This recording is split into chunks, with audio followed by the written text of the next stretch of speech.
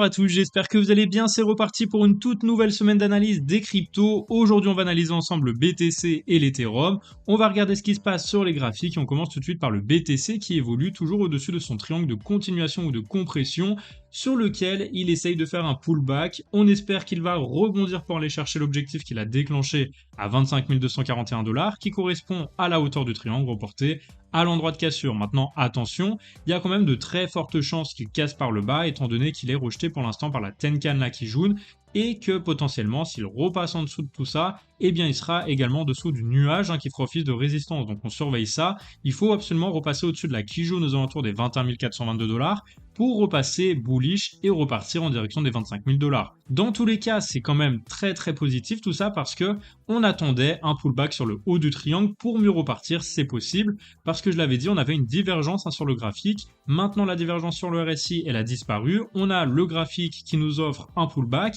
Il faut maintenant absolument repartir pour aller chercher les 25 240.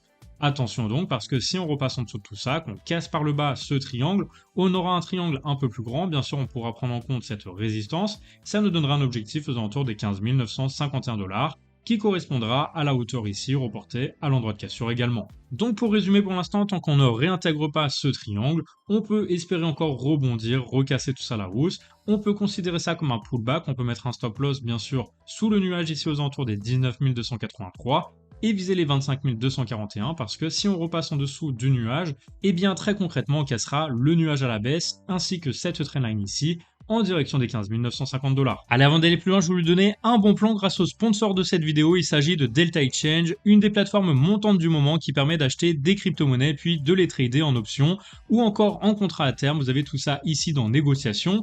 Et puis également, eh bien, vous avez la possibilité d'investir d'une façon différente avec les stratégies robotisées ou encore les poules de jalonnement. Bref, énormément de possibilités à travers cette plateforme. C'est un exchange très complet qui référence des centaines de crypto-monnaies qui misent d'ailleurs beaucoup sur les services destinés aux professionnels du trading, mais qui peuvent également vous intéresser si vous apprenez le trading. Alors comme vous pouvez le voir à l'écran, c'est une plateforme assez facile à prendre en main. Vous avez notamment ici le graphique sur TradingView, le carnet d'ordre ici pour voir tous les ordres du moment, et puis la possibilité, comme d'habitude, de poser vos trades avec le TP, le stop loss, ainsi que plein d'outils très intéressants pour ceux qui font des trading au quotidien. Alors la plateforme vous permet notamment de créer un compte de démo pour les débutants, ce qui est toujours sympa pour s'entraîner au trading avant de se lancer.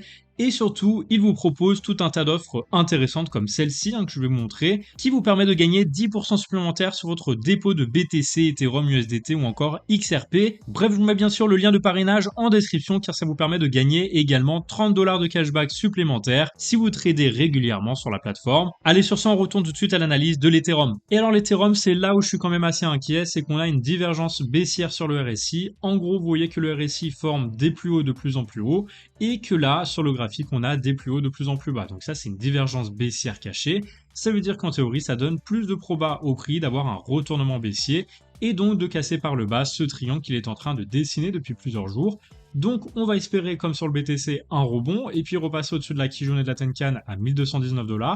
Si on repasse au-dessus de tout ça, on pourra espérer inverser cette divergence, repasser bullish pour casser ce triangle à la hausse en direction des 1749 $. Pour l'instant, tant qu'on est en train de tester le support, eh bien faites très attention parce que si on repasse en dessous, on aura le nuage en résistance ainsi que cette trendline, la Kijun, la Tenkan, et donc tout ça, ça pourra entraîner le prix vers les 843 $ qui correspond à la hauteur à l'entrée du triangle reporté à l'endroit de cassure. Donc voilà, pour moi, il faut rester très vigilant, attendre de repasser à minima au-dessus du niveau des 1214 $ pour espérer repartir viser cette target haussière aux alentours des 1749 $ qui correspond à la hauteur du triangle à son entrée, reporté à l'endroit de cassure. Alors vous, qu'est-ce que vous en pensez? Dites-moi dans les commentaires si vous pensez plutôt à une chute des cryptos en direction des 15 000 $ pour le BTC, ou si vous pensez qu'on va réussir à rebondir sur le haut du triangle H4 pour repartir en direction des 25 000 $.